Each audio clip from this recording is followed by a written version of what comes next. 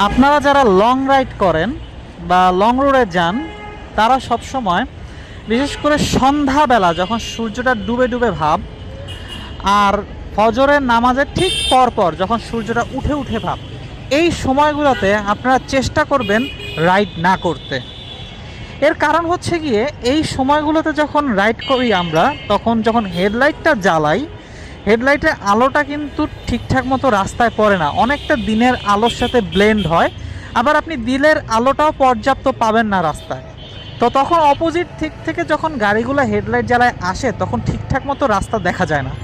বিশেষ করে এই সমস্যাটা সবচেয়ে বেশি সাফার করবেন যখন নতুন যে রোড আপনি চেনেন না বা আননোন একটা রোড, তখন অনেক সমস্যা ফেস করবেন। পরিচিত রাস্তায় গেলে তুলনামূলক কম সমস্যা হলেও নতুন রাস্তাগুলোতে এটা অনেক ভোগায়। তো আপনারা চেষ্টা করবেন সবসময় সন্ধ্যা এবং ভোরবেলা, একদম ভোর সূর্য উঠে যখন ওঠা ওঠা ভাব যখন এই সময়গুলোতে রাইড না করতে।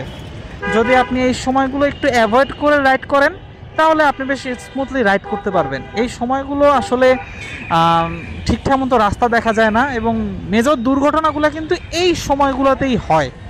কারণ আপনি আলো মারতেছেন, হেডলাইট দিচ্ছেন, ঠিকঠাক মতো দেখতে পাচ্ছেন না, আবার অপোজিট দিক থেকে আপনার চোখের উপর আলো মারতেছে, দিনের আলো ঠিকঠাক মতো নাই। মানে একজন বাইকারের জন্য সব দিক থেকে প্রতিকূল টাইম হচ্ছে এই সময়টা। তো চেষ্টা করবেন আপনারা এই সময়টা অ্যাভয়েড করে বাইক রাইড করার জন্য।